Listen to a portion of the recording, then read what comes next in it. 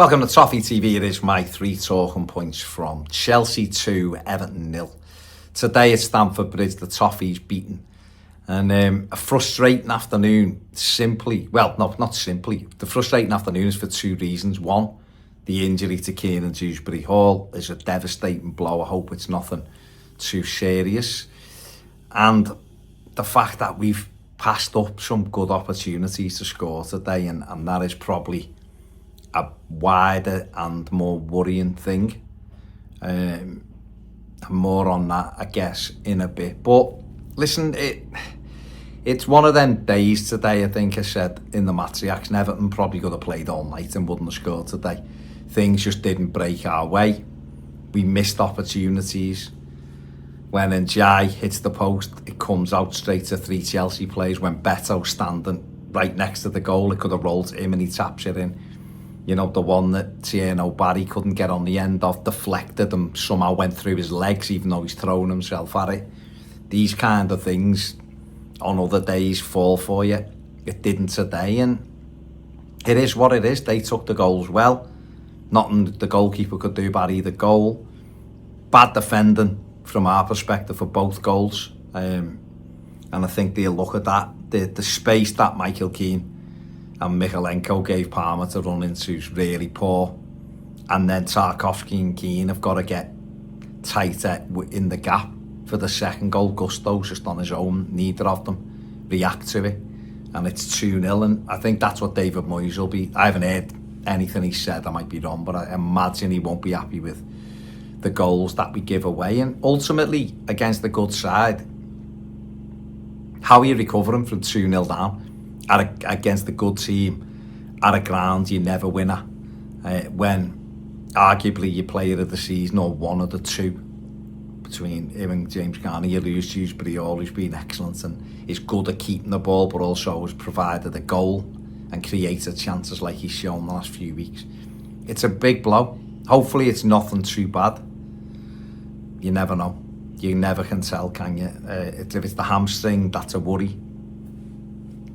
He'll be assessed, and I'm sure Everton medical team will be trying to do everything they can to get him as fit as possible for. I think there's no chance of him making Arsenal. I might be wrong. I hope I am wrong. But Burnley and Forest in a couple of weeks, whatever it is, 2 weeks, isn't it? Burnley today. If it's a hamstring injury, he's probably not making that either. But if it's just a twinge and he got him off before any real damage has been done, then he might have an outside chance. We'll wait and see with that one. But that was a real disappointment. And against the really good side, you're going to struggle when that happens. First thing I'm going to speak about is the need for the January transfer window for Everton to definitely bring bodies in. It's going to be telling next week. Like I said, I'll be surprised if Dewsbury-Hall's in the squad next week. I'll be pleasantly surprised, but I'll be surprised. I just don't see it happening. And we also lose Illiman and Njai, we lose Idrissa Gana Gueye. There's probably zero chance Merlin Rowe will be available next week. So we haven't got the biggest squad as it is, and we're 3 down from it next week. And, you know, 2 of the 3 midfield players who started today won't be available for that. So they're big. When you're having Njai as well. You know, 3 of the starters out of the 11 today won't be available, and that's a huge blow for the manager. And that's why the transfer window opening in whatever it is, 2.5 weeks, is a bit more. Everton have got to be active and ready to go.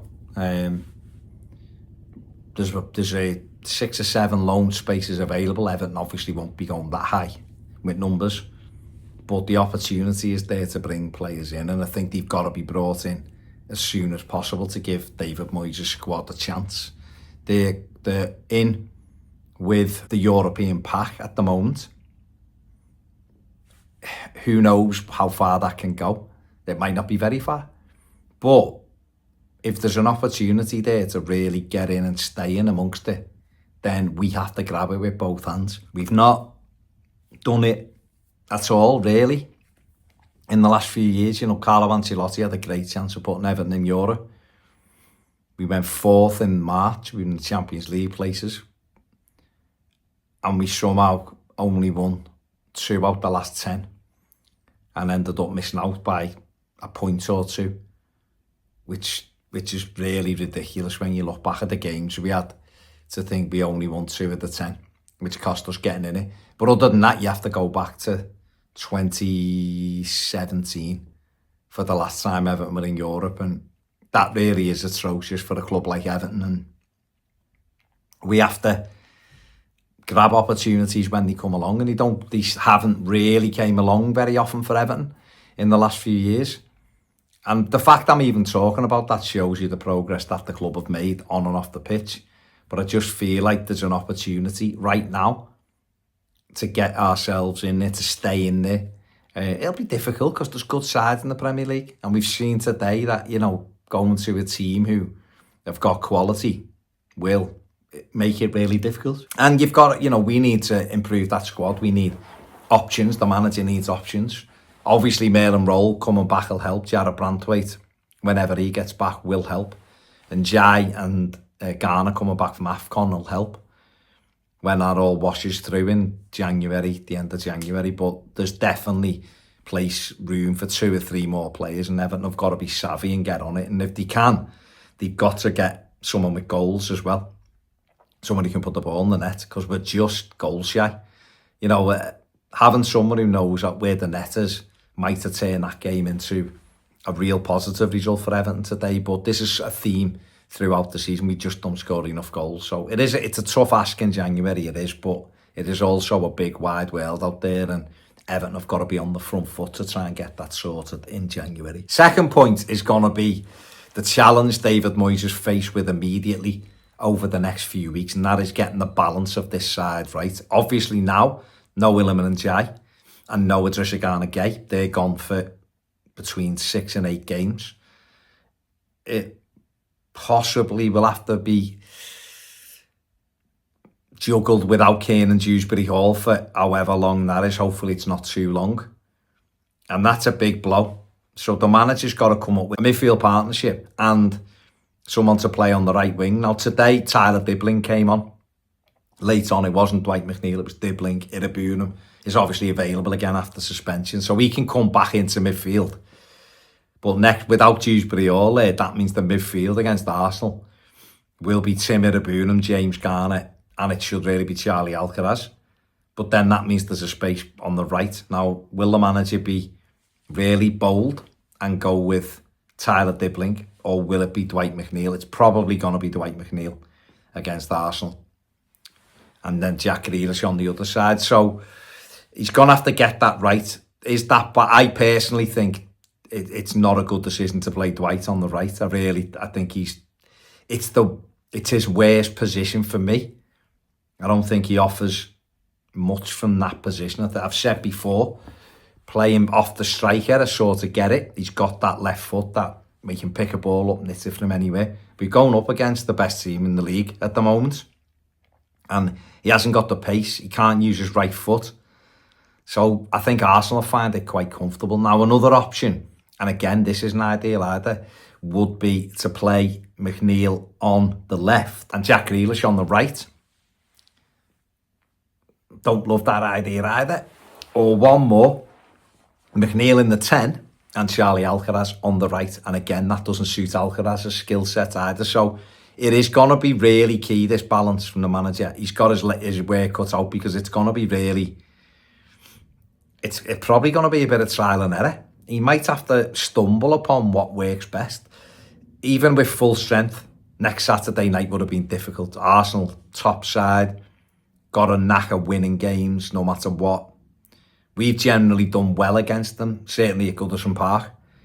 We've managed to frustrate them, we've managed to beat them quite a bit. It's a different animal at Hill Dickinson. Obviously, more Evertonians in there, so louder. We've done quite well at home. But when you're without Dewsbury Hall, you're without Iliman and Jai, you're without Idrissa Gana Gueye, without Jarrod Branthwaite, all 4 get into our best 11, then it's a massive, massive task to try to take them on and beat them. But we'll see. That's for the manager and his coaching staff to get this team ready. Can we go and battle and scrap and nick something? Absolutely we can. but he's going to have to get the balance right. And again, it is a tricky one. Tyler Dibbling looks like he's got, a nice little bit of X factor. Did he do enough when he come on? Well, he done all right. It's difficult, isn't it? Coming on, you're 2-0 down, there's 10 minutes left. You're up against Cucurella over on that side, who's experienced, but he's got on in the last 3 of the last 4 now, Dibbling, which is better. And who knows, maybe against Arsenal he'll announce himself as an Everton player, who knows. So that's the challenge for David Moyes this week. Can he get the starting 11 right? Can he get that balance right? He might shock us all and go 4-4-2 and have better with Barry. Who knows, but it's going to be absolutely key, I think, to be able to get that right. And it's got to be right because we don't know how long Dewsbury Hall's going to be out as well. And we've got 2 big games, Burnley and Forest, away after Arsenal. So, albeit we've got a week's rest till we play Burnley, then it's a fortnight today, Burnley, isn't it? And then Forest is on the Wednesday, is it? The Tuesday. So, balance will be key. And finally, I think this is for all of us, really. Me, a big thing of this, but for all of us, and that is, it's really important now that we stick together. We've lost today. We've lost to a good side. We've lost to a team that I think are 3rd in the Premier League. They've spent crazy money, really, really crazy money. They've got a big squad. They brought on, Gittins was 60-odd million, and he got him. Estevao was 30-odd million. They're just 2 of their subs that they were able to bring on. The money they spend is eye-watering, and they're a good team. So you have to just go, okay, we're going to lose games. It'd have been lovely to win there, of course it would. And I think a lot of Evertonians were excited going into this because Chelsea haven't been amazing. I don't think they were amazing today. I think if Everton had scored a goal when they had big opportunities at 1-0, it'd have been a very interesting game. I think if Dewsbury Hall doesn't go off, it's a very interesting game. I think that if Illivan and Jai's shot, it's the inside of the post and goes in with 6, 7, 8 minutes, whatever it was left, it'd have been interesting to see what we threw at them late on. But ultimately, they've beaten us today, so we have to stick together. We're on 24 points. We've had a good start of the season, really. I think that's fair to say. We're in a hunt for a European place. Whether we're still there end of January, end of February, who knows? But right now, we're still in the conversation for it. And that's a huge, huge sort of sea change from the nonsense we had a year ago and the nonsense we were listening to coming from our manager a year ago. So we've got to keep it going. The fans have got to stick together, which we will. And there's a big opportunity to do something if we do, and it will drive the club forward. We're going to lose games.